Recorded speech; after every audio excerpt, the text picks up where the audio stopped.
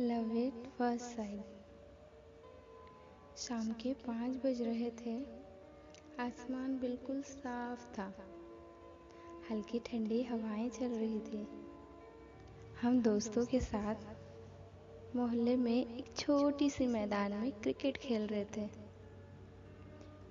मैं छोटी सी मैदान इसलिए बोल रहा हूँ क्योंकि वह खेलने वाली मैदान नहीं थी। वहाँ एक मकान की ज़मीन थी जिसमें 2 फुट की ऊंची दीवार थी। मेरे हाथ में बल्ला था। मेरे दोस्त बॉल फेंक रहे थे। बॉल बहुत तेज़ी से मेरी तरफ आ रही थी। मैंने अचानक से चौका मार दिया। बॉल सीधा पम्मी आंटी के घर जाकर गिरी। पम्मी आंटी मेरे मोहल्ले की सबसे प्यारी आंटी थी। वह मोहल्ले के सभी बच्चों से बहुत प्यार करती थी। उनके 2 बेटे और एक बेटी भी है जो अपने फैमिली के साथ मद्रास में ही रहते हैं और वहाँ कोई सरकारी नौकरी करते हैं, जिसके कारण उन लोगों का यहाँ आना जाना बहुत ही कम होता है। वैसे वो लोग पम्मी आंटी को भी वहाँ लेकर जाना चाहते हैं, लेकिन आंटी घर छोड़कर मद्रास नहीं जाना चाहती, जिसके कारण आंटी यहीं रहती है और मकान को किराए पर देती है। मैं बॉल लेने के लिए पम्मी आंटी के घर गया। अंदर गया। मैं अपनी नज़रें को इधर उधर दौड़ा ही रहा था, तभी मेरी नज़र एक लड़की पर पड़ी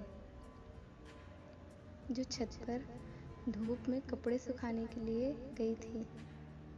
सूरज की किरणें उसके गालों पर पड़ रही थी, जिसके कारण उसके गाल किसी सूरजमुखी के फूल जैसे खिल रहे थे। पीला दुपट्टा हवा के हल्की झोंकों के साथ उड़ रहे थे और उसके बालों की लट बार बार उसके गालों को छू रही थी। उसे देखते ही ऐसा लगा मानो मेरी पूरी दुनिया ही थम गई और समय वहीं रुक सा गया। मेरी नज़र उसके चेहरे से हट ही नहीं रही थी। वह बहुत प्यार से कपड़े को निचोड़कर उससे पानी निकाल रही थी। अचानक उसकी नज़र मुझसे मिली, या फिर नज़र मिलने का मुझे गलतफहमी हुआ, पता नहीं, पर वह मुझे देखकर चौंक गई। मगर मैं उसे देखता ही रहा। वह कपड़े को धूप में डालकर मुझे गुस्से वाली नज़रों से घूर रही थी और वो घूरते घूरते चली गई, लेकिन मैं वहीं मूर्ति जैसा खड़ा ही रहा जब तक वहाँ मेरे दोस्त नहीं आ गए।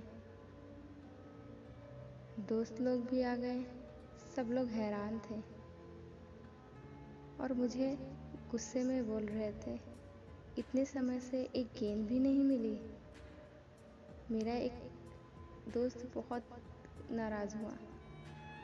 मैंने उसको बोला, मैं ढूंढ ही रहा हूँ बॉल। मैं ये बोल ही रहा था, तभी पम्मी आंटी वहाँ आ गई और वो आकर मुझसे बोली, बेटा क्या हुआ? आंटी, इधर हम लोगों की गेंद आ गई है, उसे ही ढूंढ रहे हैं, लेकिन मिल ही नहीं रही। मेरा एक दोस्त ने कहा, रुको मैं देखता हूँ। आंटी कुछ ही मिनट बाद गेंद को अपने हाथ में लेकर हम लोगों के पास आ गई। इसके बाद सभी दोस्त मुझे बहुत डांटने लगे और फिर से मुझे वही बोलने लगे, तुम्हें एक गेंद नहीं दिखाई दिया? अब इन बेवकूफ़ों को कौन समझाए कि मुझे बॉल नहीं, एक चांद दिख गई थी और इतनी देर में मैं उसे ही निहार रहा था। खैर, मैं दोस्तों के साथ मैदान आ गया। अब मैं क्रिकेट खेल ज़रूर रहा था, लेकिन मेरा ध्यान सिर्फ उसी लड़की पर टिका था। खैर वो कौन सी, यहाँ पर थी। इससे पहले मैं उसे इस मोहल्ले में या इस बिल्डिंग में कभी नहीं देखा था। उसके बारे में कुछ दोस्तों से पूछताछ किया। मेरे एक दोस्त ने बताया कि वह इस मोहल्ले में कल ही आई है। उसके पिता किसी बैंक में जॉब करते हैं। इससे पहले वे लोग कहीं और रहते थे। मेरे लिए उसके बारे में इतनी जानकारी काफ़ी थी। मैं अगले दिन पम्मी आंटी के घर पहुंच गया। वो लड़की इनके ही घर के सेकंड फ्लोर पर रहती थी। अच्छी बात ये थी कि पम्मी आंटी भी अपने लिए एक फ्लैट उसी फ्लोर पर रखी हुई थी जिसमें वो रहती थी। मैं कॉरिडोर से डरते हुए उसके कमरे की तरफ जा रहा था। अचानक से एक बार फिर उसे देखकर चौंक गया मैं। हाथ में एक चाय की प्याली ली हुई थी। वह एकटक मुझे देखती और वह फिर वो खड़ी रह गई। पम्मी आंटी के कमरे की ओर जा रही थी। थोड़ी देर बाद दोनों आंटी के सामने बैठे थे। कल ही यहाँ शिफ्ट हुई है, आंटी ने बताया मुझे। उसके बारे में मुझे कुछ पूछे बिना ही। हेलो, आंटी की बात उसने मेरी तरफ देखकर बोली। उसने मुझे हेलो किया। उसके हेलो के बदले मैं भी हल्की मुस्कान के साथ हेलो बोल दिया। कसम से सूरज की पहली किरणों से कहीं ज़्यादा चमकीली उसकी आंखें थी। गुलाब से ज़्यादा गुलाबी उसके होंठ थे और गाल किसी कश्मीरी सेब से कम लाल नहीं थे। मैं तिरछी नज़र से उसे ही देख रहा था। तभी उसकी नज़रें मेरे चेहरे पर पड़ी। मैं झट से अपनी नज़रें दूसरी ओर फेर लिया। कुछ समय बाद बैठने के मैं अपने घर चला गया। मैं पम्मी आंटी के घर अकेला गया था, लेकिन वापस आते वक्त अपने दिल में स्मिता की तस्वीर कैद कर लाया था। अब उसे आए हुए यहाँ 2-3 महीने हो चुके थे। हम दोनों में दोस्ती भी हो चुकी थी। अब हम दोनों कभी किसी के साथ छत पर बैडमिंटन भी खेल लिया करते थे। मैं उसके लिए एक दोस्त से ज़्यादा कुछ नहीं था, ये तो मुझे मालूम नहीं था, लेकिन ये बात पक्की थी कि वह मेरे लिए एक दोस्त से बढ़कर कहीं ज़्यादा थी। मैं उसे प्यार करने लगा था। अब उससे बिना देखे, बिना मिले या बिना बात किए एक पल भी रहना बहुत मुश्किल था मेरे लिए। एक दिन मैं स्कूल से वापस आकर अपने कमरे में ड्रेस बदल रहा था। तभी मेरे कमरे में एक छोटा सा भाई आया और उसने बताया, स्मिता दीदी की तबीयत बहुत ख़राब है। मैं सुनकर नर्वस हो गया और उससे मिलने के लिए मेरा दिल बेचैन हो उठा। मैं ड्रेस को पूरी तरह से नहीं खोल पाया था। मैंने ड्रेस को फिर से पहना और फौरन उसके घर पहुंच गया। कमरे में बेड पर स्मिता लेटी हुई थी। बगल में उसकी माँ कपड़े को पानी से भिगो कर उसके सर पर रख रही थी। उसके सबसे छोटा भाई बेड के नीचे नीली पीली छोटे से प्लास्टिक में गाड़ी से खेल रहा था। मैंने पूछा, आंटी स्मिता को क्या हुआ? आंटी ने कहा, आज सुबह से ही स्मिता को बुखार आ है। फिर मैंने उनसे कहा, तो आपने डॉक्टर से दिखाया? आंटी ने बोला, हाँ बेटा, डॉक्टर ने कहा है घबराने की कोई बात नहीं है, बस मौसम बदलने के कारण ऐसा हुआ है, जल्दी ठीक हो जाएगी स्मिता। आंटी की बात सुनकर मुझे बहुत सुकून मिला। शाम हो रही थी, स्मिता के पिताजी भी वापस आ रहे थे।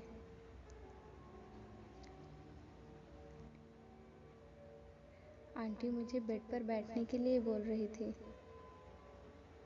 खुद अंकल के लिए नाश्ता तैयार करने किचन चली गई। इतने दिनों में स्मिता के घर वाले और मेरे घर वालों में काफ़ी अच्छी जान पहचान हो गई थी। उसके घर में मैं, मेरे भाई या मेरी मम्मी अक्सर वहाँ आया जाया करते थे। वो लोग भी मेरे घर आते जाते रहते थे। आंटी को किचन की तरफ जाने के बाद मैं बेड पर वहीं बैठ गया। स्मिता अपनी आंखें बंद की हुई थी। मैं बेड पर बैठकर कुछ सोच ही रहा था, तभी अचानक मेरे हाथ को किसी ने छुआ। जब मैंने देखा तो वह स्मिता का हाथ था। वह मेरे हाथ को स्पर्श कर मुस्कुरा रही थी। उसने मुझसे पूछा, हेलो, कैसे हो? मैंने कहा, मैं ठीक हूँ, आप कैसे हो?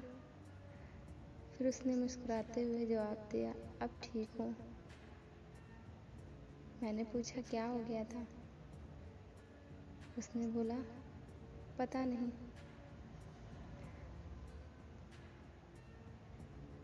अभी तक उसकी उंगलियां मेरी उंगलियों को स्पर्श में ही थी। उसने पूछा, तुम यहाँ स्कूल ड्रेस में कैसे आ गए? मैंने कहा, मैं इसे बदलने वाला ही था कि पता चला तुम बीमार हो, तो मैं तुमसे मिलने भागता चला आया।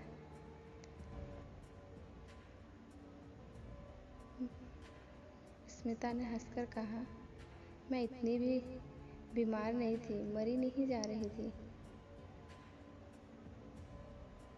उसके चेहरे पर हंसी देखकर मेरा चेहरा भी खिल उठा। दोपहर के 2 बज रहे थे। जून के महीना होने के कारण गर्मी बहुत ज़्यादा थी। गलियों में एक परिंदे भी नहीं थे। पूरी गली में सिर्फ लू दौड़ रही थी। गर्मी की वजह से स्कूल की भी छुट्टी हो चुकी थी, जिसकी वजह से मैं घर पे ही रहता था और स्कूल का होमवर्क पूरा कर ही रहा था। उसी वक्त स्मिता का छोटा भाई मेरे पास आया और बोला, भैया, स्मिता दीदी बुला रही है। मैं उसके भाई की बात सुनकर उसके घर स्मिता से मिलने चला गया और स्मिता का भाई वहीं मेरे घर में ही मेरे भाई के साथ कैरम बोर्ड खेलने लगा। ये स्मिता से छोटा है, जबकि इससे छोटा भी एक और भाई है। उसके ये अवसर मेरे भाई के साथ ही खेलता रहा था।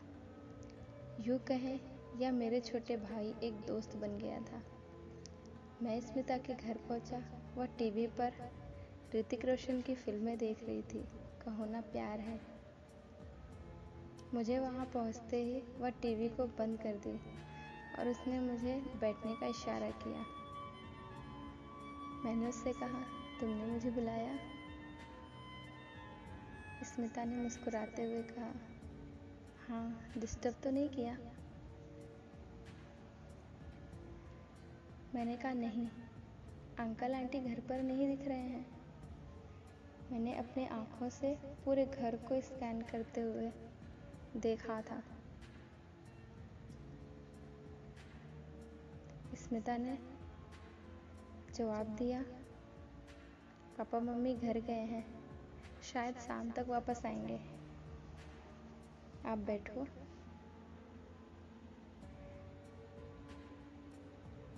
घर में कोई नहीं था सिवाय स्मिता और मेरे।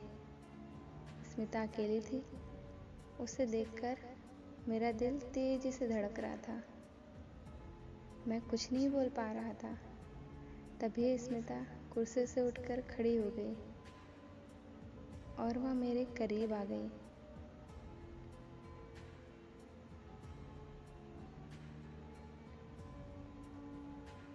और वो मुझसे बोलने लगी, क्यों शर्मा रहे हो?